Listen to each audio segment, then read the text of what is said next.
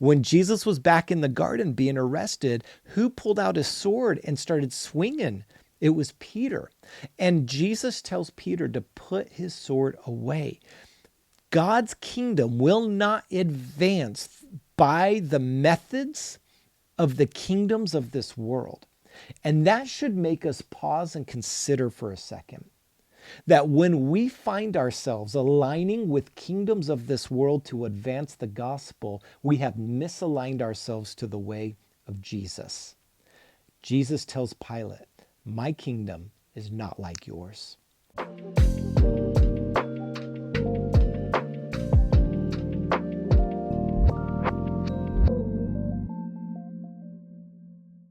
Hey everybody, welcome back to Whiskey and the Writings. My name is Joe. I'm so glad you're here on another episode. We've got a great episode for you today. We're going to do something that I love to do. We're not just going to talk about a topic in general. We're actually going to dive through some text of the Bible. And so hopefully that interests you in this conversation. And we are in what's called Holy Week in the Christian calendar.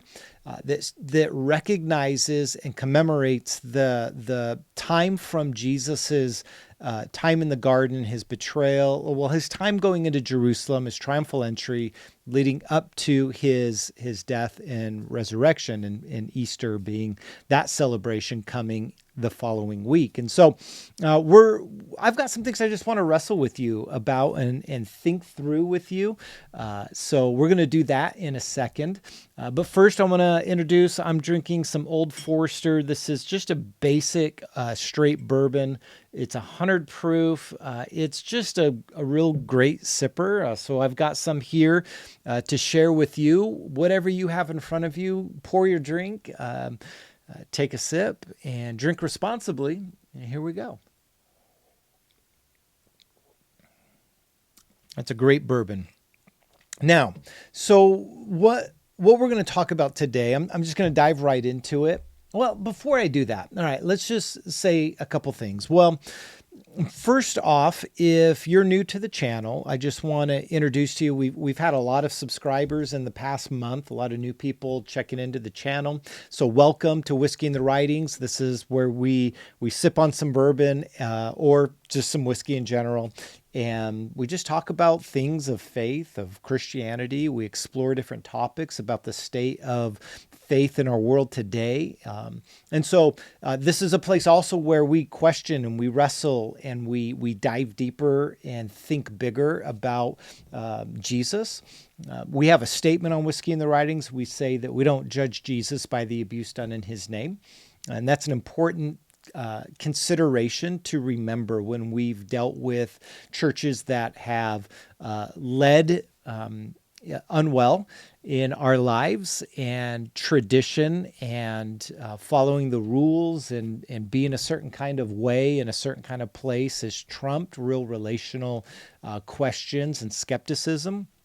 And so this is just a channel where I'm one of those people that want to ask all the questions and think deeply about what I believe and be challenged in what I believe. And so, we just have a drink and talk about theology. It's like my two favorite things to do. And so I thought I'd start a channel where I get to do that with people who are interested. And we've just had tremendous growth in the past month on this channel. And so I just thank you for tuning in and subscribing.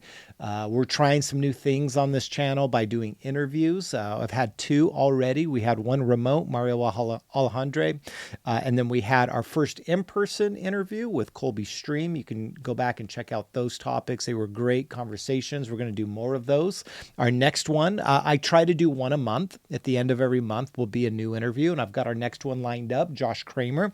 So I'm going to be talking to him about why church, why should church matter in our lives today. And he's just got a great perspective that I think will be something that will be valuable for those who watch this channel. So look forward to that one coming up. But Um, just a real quick, I'll just share a little bit.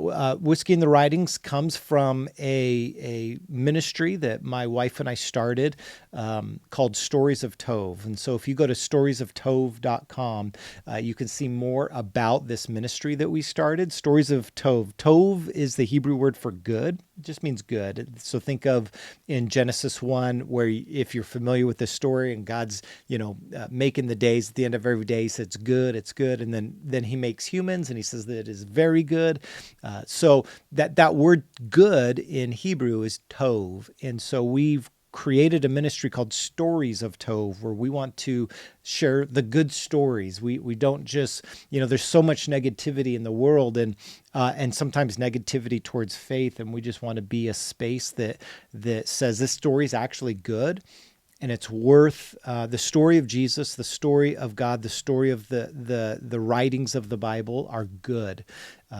Maybe they've been mishandled in your life. Maybe they've been misapplied and used as a weapon in your life. But at the core of what they are good. And that's why we say quite often, we don't judge Jesus by the abuse done in his name. We judge him by what he says. And so when we're looking to explore Jesus, we need to stop looking at him through the frame of maybe an abuse that has happened in our lives and actually take account for what it is that the text is leading us towards and wrestle with that on its own accord. And that's what we try to do here, try to strip away the religious talk that comes behind a lot of church communities and just examine the text as it is. And so that's what we are. So if you're new here, thanks for joining in. You can participate in this channel in a few different ways. You can subscribe to get weekly newsletter updates. So I write a weekly post. It's like a 3 to 5 minute read every Monday morning that comes to your mailbox called I'm Just Saying. And it's just a weekly thought that's really easy to digest and read real quick on the go. And I'd love for you to subscribe for that. I'll put a link down in the show notes if you're interested in subscribing to I'm Just Saying. And you'll also get updates about things that are happening both with Whiskey in the Writings and with Stories of Tove. So I encourage you to take a look at those things and jump in. And if this has been something that's been valuable to you, maybe you're a longtime viewer of this channel and you have been encouraged in your faith and in maybe the exploration of Jesus through this channel, we'd ask that maybe you'd consider help supporting the channel. And so there's a link in the show notes for that as well. Okay, enough with the commercial, right? No mid-commercial either on this one if you've watched our videos before. What I want to do today is I actually want to explore, given the fact that we're in Holy Week, which is the week in the Christian calendar where we're leading into Jesus' death and resurrection, which is the Easter Sunday that we celebrate, which is this coming Sunday. And I want to explore a little bit this time period. Particularly, I want to hone in on the night of Jesus's trial, because I think there's some fascinating things happening in this story that often gets overlooked and missed in understanding the implications of what's taking place in this trial. And so I'm going to just do a survey over. If you want to read, the all Gospels talk about this trial. They talk about it in different ways. Okay, so Matthew's going to have some details in there that are going to differ than Luke, that are going to differ than Mark, that are going to differ than John. They all have variants in their storytelling, which is perfectly acceptable and perfectly normal. One thing I remember hearing kind of from an apologetic lens was, if all of these stories were the same, it would actually be more problematic than the fact that they are different. And why is that?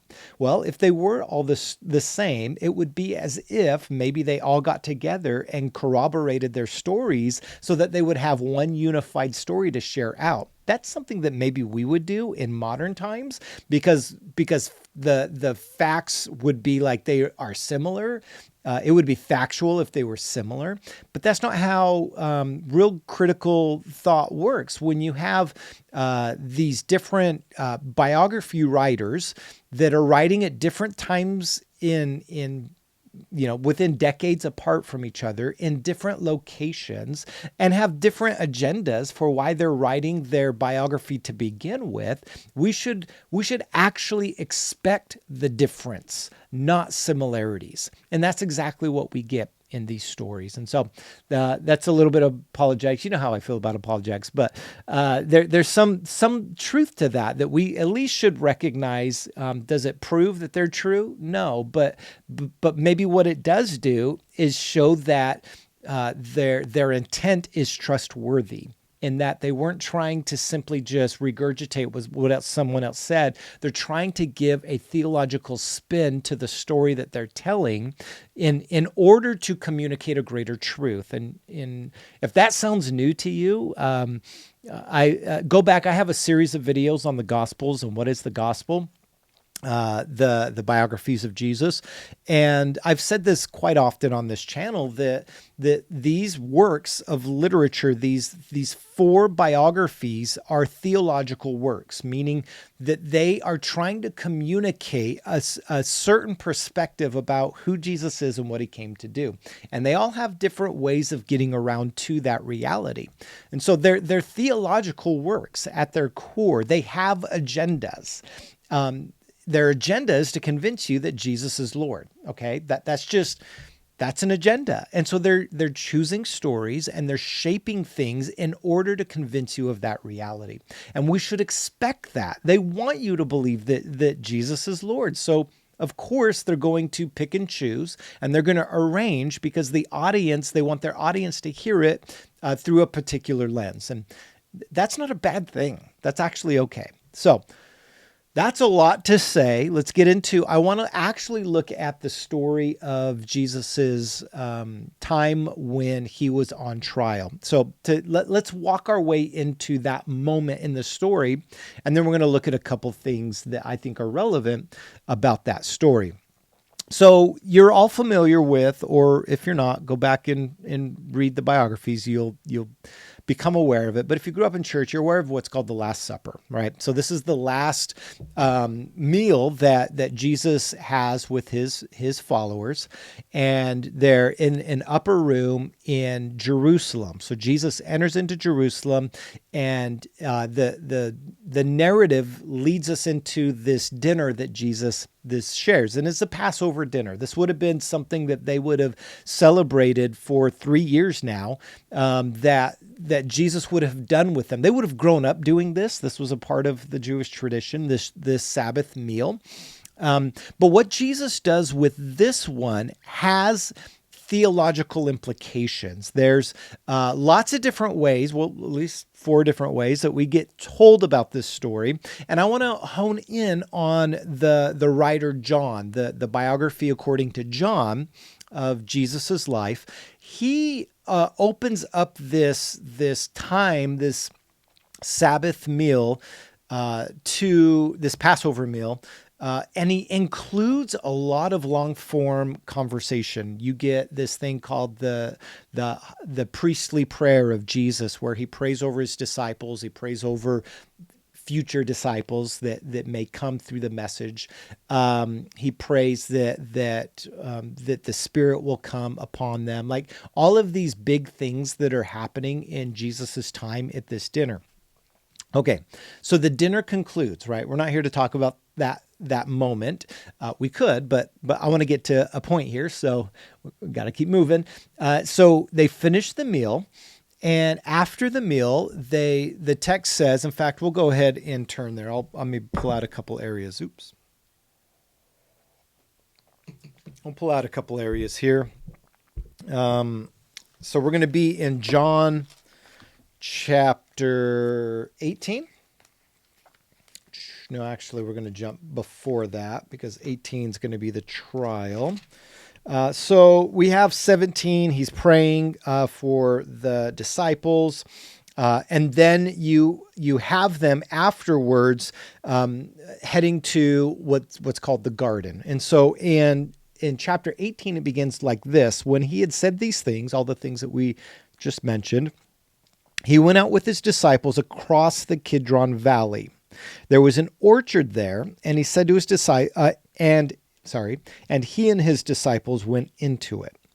So immediately after this supper, the story tells us they go across the Kidron Valley. Now, geographically speaking, this would have most likely, according to where archaeologists and those who kind of study the area of Old Jerusalem, they believe they know where that room was, and that would have been in the if you're looking at the temple from like a landscape perspective, and you've got the Temple Mount on the right, and then you've got a lot of the sub districts to the left. The upper room would have been kind of northern, just right across from where Herod's palace would have been, not like directly, like maybe in viewing distance, but just diagonally from it, but it would have been up. And so they would have had to travel down either through the city to get to where the garden was, which was at the bottom of the city, outside the city walls. There was a garden there,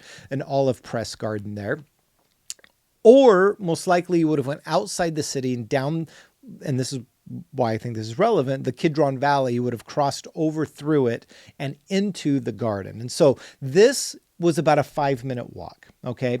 When you think of cities in the ancient world, don't think of like your modern city where you got to take a 20-minute car ride maybe to get from one end to a city or another, 15. This is walkable, maybe 5 minutes of a time they would have taken to get to the garden.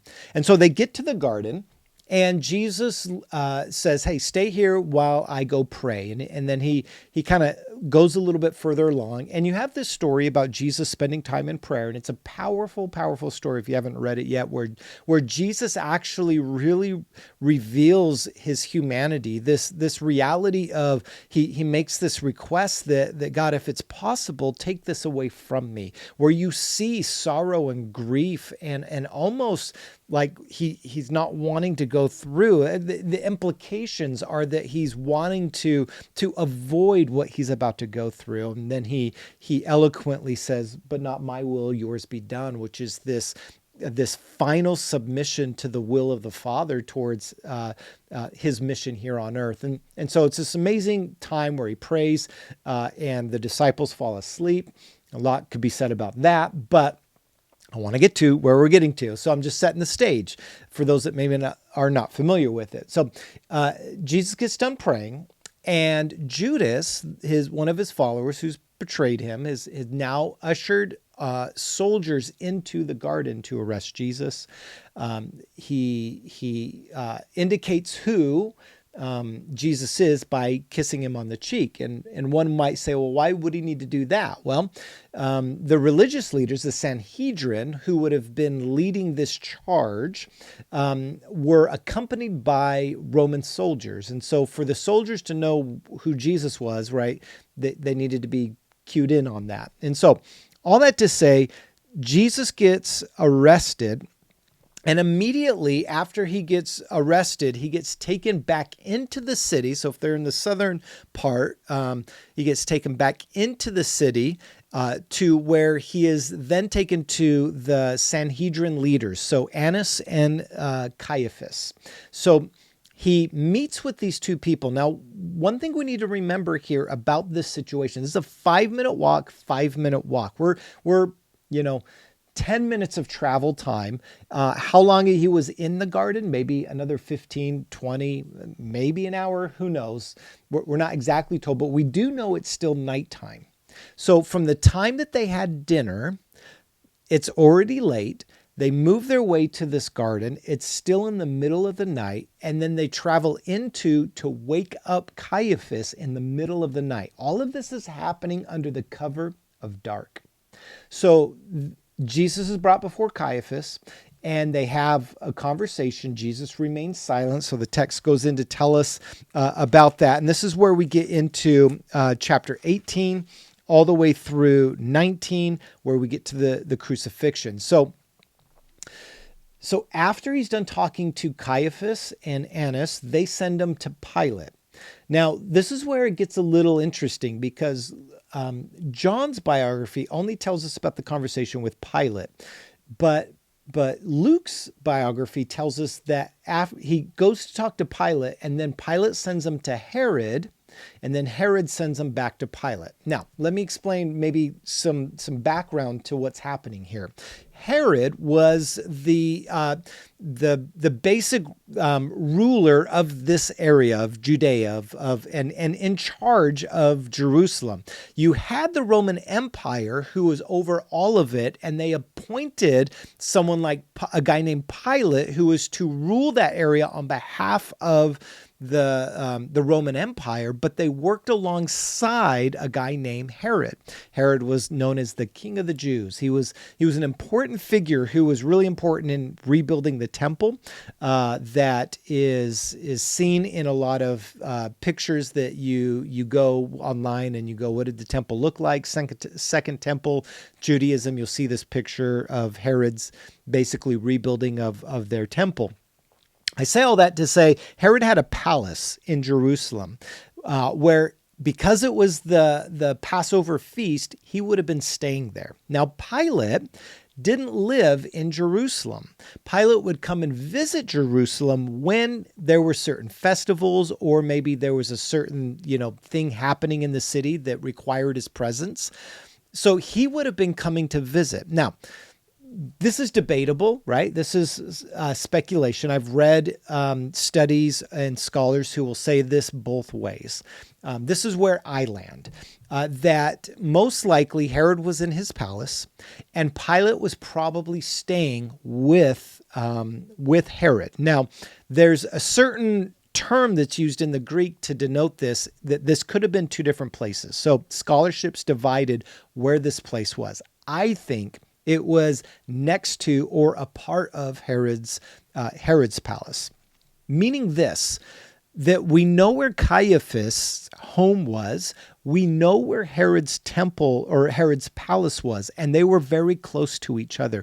If it's a 5-minute walk from the top of the city down out to where the garden is, it was probably a 3-minute walk from Caiaphas' house to Herod's palace. And my guess is what happened is that after the religious leaders deemed Jesus worthy to die, they needed the approval of the Roman Empire to do it. So back then, the Sanhedrin, the Pharisees, the Jewish people didn't have authority to execute people. Only the Roman Empire did.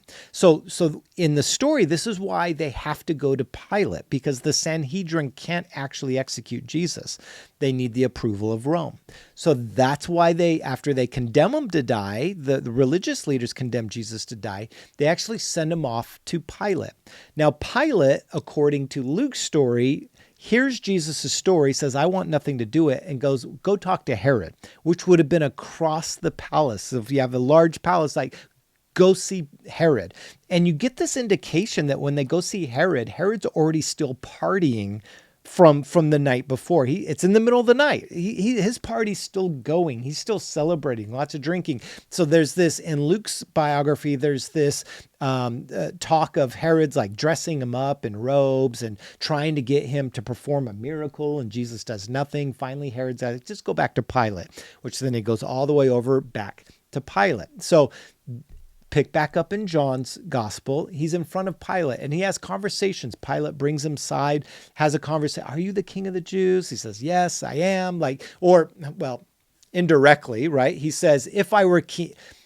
Here's the brilliant thing about Jesus, right? I spoke as if he spoke directly. What Jesus does in the way that he communicates is that he speaks of the truth behind the actual question. So there's this exchange between, and I want to get to this in chapter 18. Jesus is in front of Pilate, the Roman Empire's the guy that's in charge on behalf of the Roman Empire, right? And Pilate asks him. Pilate has the authority to kill him. The Jews don't. This is what he says. Pilate says, "Are you the king of the Jews?" Jesus replied, "Are you saying this on your own initiative, or have others told you about me?" Pilate answered, "I'm not a Jew, am I? Your own people and your chief priests handed you over to me. What have you done?" Jesus replied, My kingdom is not from this world. If my kingdom were from this world, my servants would be fighting to keep me from being handed over to the Jewish authorities. But as it is, my kingdom is not from here. Now, what is Jesus meaning? What Jesus is not saying is that the place that I'm in charge is not in this temporal physical space. What Jesus is talking about are kingdoms. And the Roman Empire was a kingdom. And the Roman Empire operated through a certain rule and power structure, meaning the way that the Roman Empire brought peace on earth was through death and destruction and conquer. The Roman Empire brought peace by conquering the world, by physically putting the world into submission under its own authority and rule. That's what kingdoms do. So when Jesus says that my kingdom is not of this world, he's simply saying the way that my rule works on this world is not like the way yours does. If it did act like your way, and this is what he says, if my kingdom was like yours, there would be a revolt, right? My people would fight to release me, is what he says. That's how kingdoms of the world work. And he's saying mine doesn't work that way. Remember, well, I say remember, we didn't read it, but if you're familiar with the story, when Jesus was back in the garden being arrested, who pulled out his sword and started swinging? It was Peter. And Jesus tells Peter to put his sword away. God's kingdom will not advance by the methods of the kingdoms of this world. And that should make us pause and consider for a second that when we find ourselves aligning with kingdoms of this world to advance the gospel, we have misaligned ourselves to the way of Jesus. Jesus tells Pilate, my kingdom is not like yours. There is a different way. Now, moving on with the story. Pilate doesn't know what to do with them, and he has him sent off to be crucified. Okay, so in chapter 19, he gets beaten. Then he's brought back out to try to say, hey, I'm going to beat you, but I don't see any reason to crucify you. Brings him before the religious leaders, and they all say, crucify him. And he's like, all right, that's what they want. And he sends him off to be crucified outside the city walls to a place called Golgotha. The place of the skull is what it was called. And so if you have, okay, let's try to use my hands here. So you have Jerusalem, and let's just say they're right up in this Herod's palace area. The place of the skull would have been right up to the right. And so all he had to do is go outside the city walls to be crucified. So again, another maybe 5-minute walk. Okay. I want to talk now about what's happening behind the scenes here, because this is where I think this becomes relevant. All of this happens between an 9 to 10 hour period of time. So we might say that, and again, this is rough hours estimates because we don't know for sure, but it is presumed that Jesus would have been arrested around 11 o'clock or midnight at night. Then all of the travel and the trial and the conversation, the point between the 11 o'clock to midnight to the point that Jesus was being crucified as the sun's coming up, all of this happened in a period of time about 9 to 10 hours, all in the middle of the night. All in the middle of the night. So if you're familiar with the story, what happened on the beginning of Holy Week? So here we are, it's Monday, and we're probably talking about Jesus's triumphal entry into Jerusalem that begins this movement towards his crucifixion. What's interesting, if you're following the narrative, is that Jesus is celebrated as he enters into Jerusalem. Remember the story? He's riding the donkey or the colt, and they're all waving palm branches, and they're saying, Hosanna, Hosanna, blessed is he who comes in the name of the Lord. Yesterday, we celebrated in the calendar Palm Sunday, which commemorates that event. of him coming into Jerusalem, and people are shouting and celebrating, expecting Jesus to bring his promised kingdom that he's been talking about for the past 3 years. They're all celebrating. They're excited. It's a moment of rejoicing in Jerusalem. So how do we go from celebration to crucifixion in a matter of a week? Well, the thing that we don't realize or that we don't remember is that all of this happened in the middle of the night, led by a select group of religious leaders. When we picture this, when we try to like put word images in our brain, or maybe we've seen a movie about it and it's like daytime and there's hundreds and thousands of people yelling out, "Crucify him." That's not how it would have went down. The general population did not know this was happening. In fact, can you imagine for a second? You were one of those that ran out the outside the city walls of Jerusalem and brought Jesus in, celebrating him as king and ruler, which should denote to us a little bit of like 1 Thessalonians about being caught up to meet him.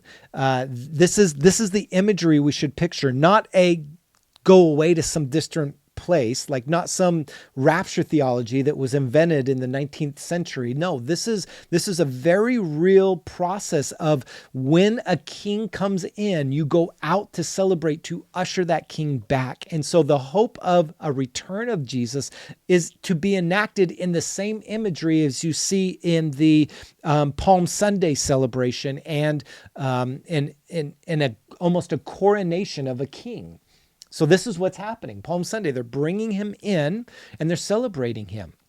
Imagine for a second that you're in Jerusalem, you're anticipating, you celebrate Passover, you go to bed, you're going, this is it. Jesus is going to bring his kingdom. We're going to finally be free from the oppression and the rule and the dominion of this empire. We're finally going to see God rescue and redeem us. And you wake up in the morning and someone comes to your door and says, "Hey, have you heard?" Heard what? They're killing Jesus. What do you mean they're killing him? Yeah, he's being crucified right now. Can you imagine what that moment would have been like? Where you're going, wait a minute. He was supposed to bring the kingdom in. He was supposed to be the one. Right. And if you put yourself in their shoes for that second, it should also make us remind us of the road to Emmaus moment at the end of Luke's gospel, where Jesus shows up to the 2 disciples on the road to Emmaus and they're on their way home. And Jesus says, "Hey, what's been going on?" And they're like, "Are you the only one that hasn't heard? The one who we thought was going to be the Messiah was killed. And so it's all over." Like, it would have been a devastating moment in the minds and the hearts of those who were picturing Jesus as a revolutionary figure that was going to overthrow empires like everyone else overthrows empires. And remember Jesus's words, "My kingdom is not like that." And anytime we hitch ourselves to an empire that overthrows, we are misaligning ourselves to the way and the movement of God's kingdom. God's kingdom, Jesus has put away your sword. So here we have this incredible scene that all has happened in the middle of the night. And the question that we've got to ask ourselves is like, why is this happening? Why are these religious leaders doing this and the way they're doing this? When you read the trial, it seems hurried. It has this essence of like panic and hurry and intensity. It's just like a really great, intense drama that's unfolding in front of us. Well, it's because it was. They knew they had a limited window to get Jesus out of the picture. They had a limited window for them to remove what they considered a threat before everyone woke up in the morning and there was nothing that could be done and Jesus was let go.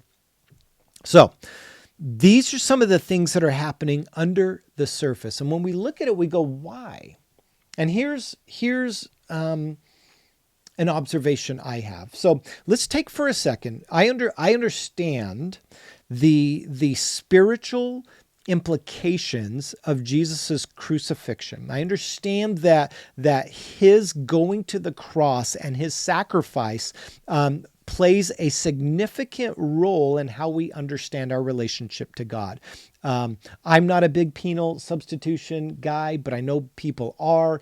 And when I say penal substitution, I'm just talking about the concept of the reason for Jesus's death. Like what purpose did it serve? And there's theories behind why that is. I just for a second, entertain me here, right? This is what we do on Whiskey and the Writings. We're just going to look at it through a different lens. Let's just set that aside, okay? Like, well, Joe, you can't say, I know. Bear with me, okay? Imagine for a second what's happening elsewhere behind the scenes, right? It can be true that Jesus's death serves a certain theological premise. It can be that. And there can be other things happening behind the scenes too, other things at work. And so I want to talk about those other things for a second because I think it's relevant for us today. What I also see happening during this trial is a desire for the religious system to control power. For those who have power to eliminate threats to their power. What you see here is a religious system that had it figured out. You have a religious system in the Sadducees and the Pharisees who knew what the answers were. They knew how to lead people based off of the systems that had been created. One might argue that they were being very fundamental, meaning they were simply holding on to the truths that were handed down to them from decades and centuries earlier, that they were only trying to be faithful to the ways in which God had revealed himself up until that point. One could argue that the Pharisees and the Sadducees at this time were the fundamentals, and that Jesus maybe was a bit progressive. Like maybe Jesus was the one that was coming in and going, hey, I think you've gotten it wrong. Hey, I think maybe you misread the scriptures. Hey, maybe that doesn't mean what you think it means. Hey, maybe when Moses said that, it was because of your hard hearts. Hey, maybe when Paul said that, it's because of our hard hearts. I don't know. Maybe I'm going too far. Maybe I'm not. The point I'm trying to make is that what if the situation at hand was simply the religious leaders, the fundamentalists, trying to hold on to power and control because they knew what the answers were. And Jesus disrupted that system with his questions and all of his kingdom of God talk. What would happen if we actually just took Jesus seriously?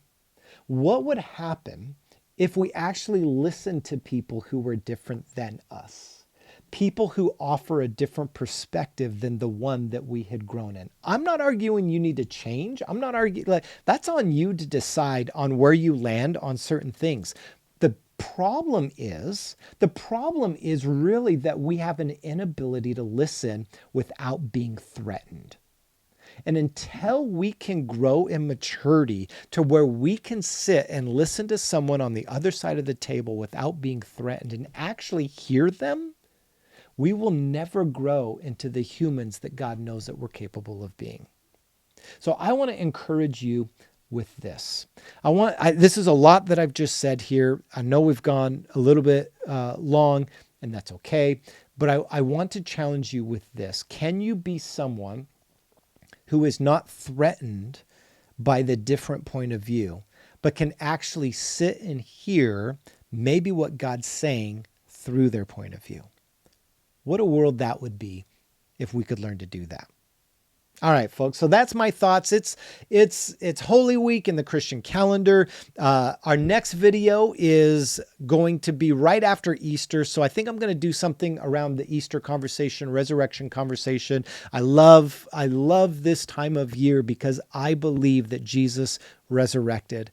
I listen, I just, and maybe I'll share my reasoning for it. I've grown a lot in how I communicate that. So I'll share some of that in our next video as we go into just right after Easter Sunday and resurrection. But wherever you're at, here's my encouragement to you. Find a church to go to on Easter Sunday. Find a community to connect with. Again, it's like, well, Joe, community hurts me. Yeah. But maybe it's time to take a next step because we don't judge Jesus by the abuse done in his name or the community that has done abuse in his name. We judge Jesus for who he is. And my encouragement, the best thing that you could do this Easter Sunday is find a community to worship with and to recognize and to celebrate the resurrection of Jesus. So can I encourage you to go find a community to plug into at least this Sunday? That being said, hey everybody, thanks for joining me on this episode of Whiskey and the Writings. Until next time, cheers. We'll see you later.